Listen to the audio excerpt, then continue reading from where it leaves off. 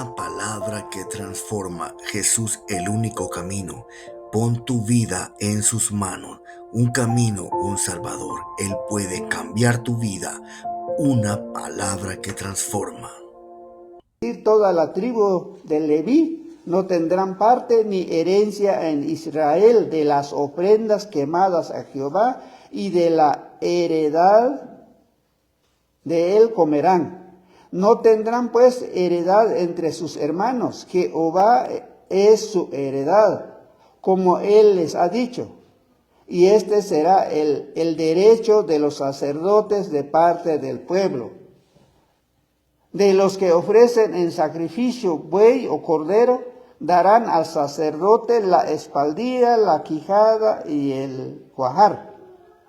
Las primicias de tu grano, dice, de tu vino y de tu aceite, y las primicias de la lana de tus ovejas le darás. Esa es la orden que Dios le dio al pueblo para que en la casa de Dios no le falte nada a los que están sirviendo en la casa de Dios. Sé que es una orden, hermano. No, cuando oímos de diezmos en Malaquías, pues solo vamos a tocar estos temas ahorita, estos versículos. No vamos porque es mucho, hermanos. Entonces, hermanos, cuando ellos regresaron de Babilonia, todo eso se restauró. Pero pasaron 150 años y el pueblo estaba, pero hermanos, pesimísimos. No querían saber nada de Dios. Para ellos era una carga servir a Dios. Entonces el Señor, hermanos, mira cómo está el pueblo.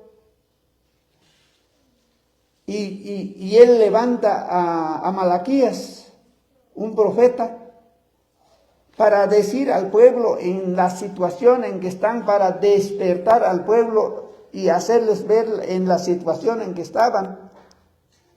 Y él dice que es un mensajero, él es un mensajero, él dice, he aquí yo envío mi mensajero, el cual preparará el camino delante de mí, dice el Señor Jesucristo, porque dice que Malaquías fue un mensajero, como fue Juan el Bautista también, como fue Juan el Bautista, esos dos mensajeros que abrieron el camino, que predicaron antes de la venida de Jesucristo.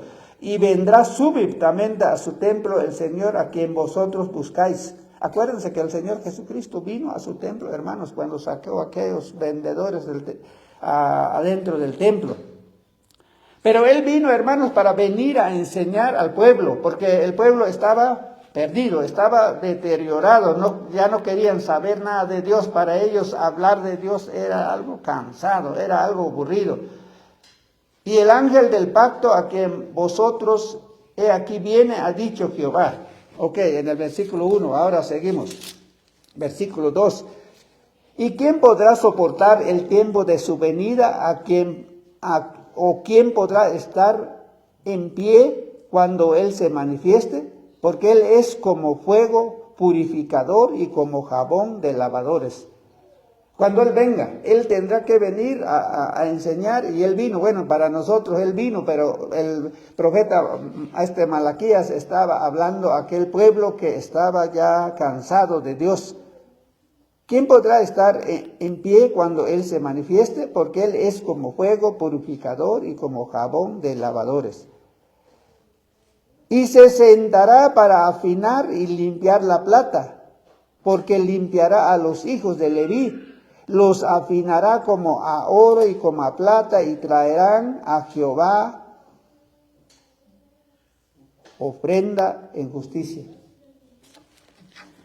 Esa es la misión del siervo de Dios, del Hijo de Dios, cuando vino a la tierra, cuando vio Dios que el pueblo estaba tan cansado de Él, que no quería saber nada de Dios porque se sentían cómodos, hermanos.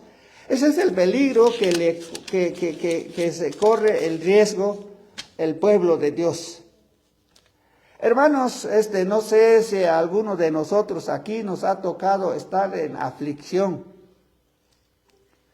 A mí me ha tocado más de una vez estar preocupado con una aflicción fuerte. Y yo sé eso, cuando uno está en una aflicción, hermanos, sea lo que Dios indica que hay que hacer, uno lo hace.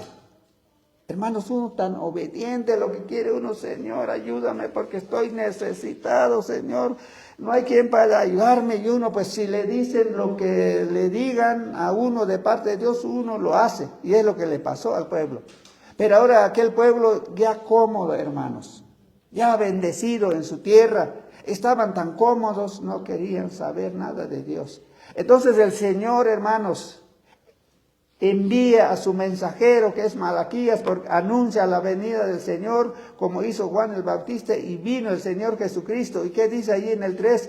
Y se sentará para afinar y limpiar la plata, porque limpiará a los hijos de Leví. Limpiará a los hijos de Leví. Él compara a los hijos de Leví como la plata.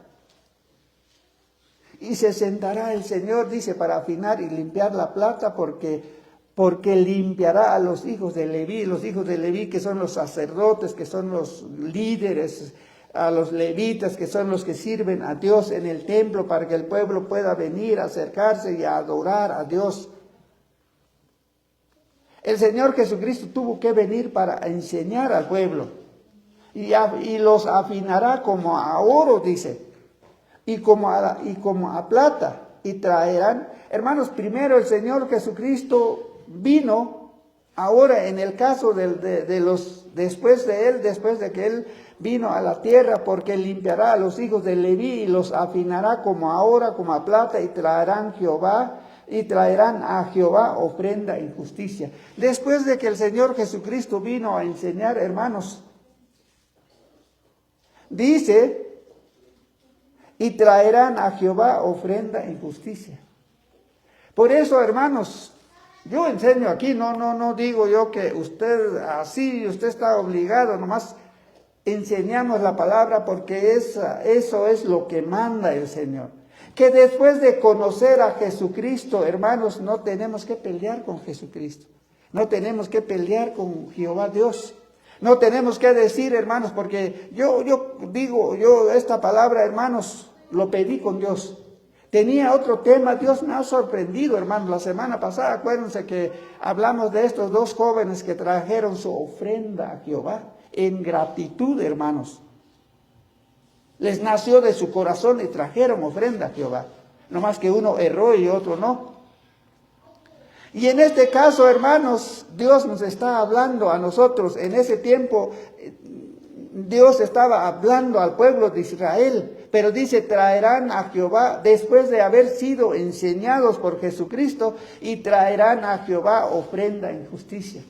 De agradecimiento, hermanos, de ver la bondad de Dios. Después de que el Señor Jesucristo enseñó a su pueblo, el pueblo debió traer su ofrenda sin discusión. Porque ese es, hermanos, cuando uno está agradecido, nace, hermano. Usted ve yo recuerdo una persona, la última vez que recuerdo, fuimos a visitar en su casa. Llegamos en la casa, hermano, esa persona feliz, ya no hallaba cómo llenarnos, hermano, hacía esto y hacía otro.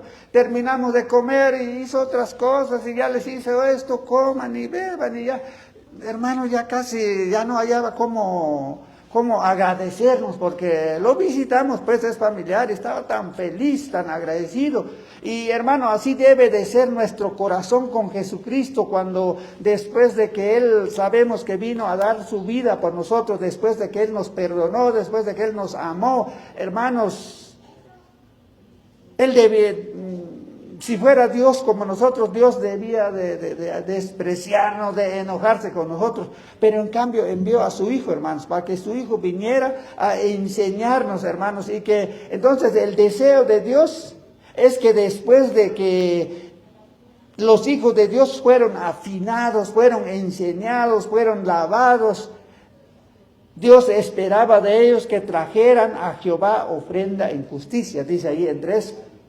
¿Y qué dice ahí en el 4? Y será grata a Jehová, dice, la ofrenda de Judá y de Jerusalén, como en los días pasados. Mira, hermano, el deseo de Dios cuando vino Jesucristo. Y será grata a Jehová la ofrenda de Judá y de Jerusalén, como en los tiempos pasados. Como en los tiempos pasados, hermanos.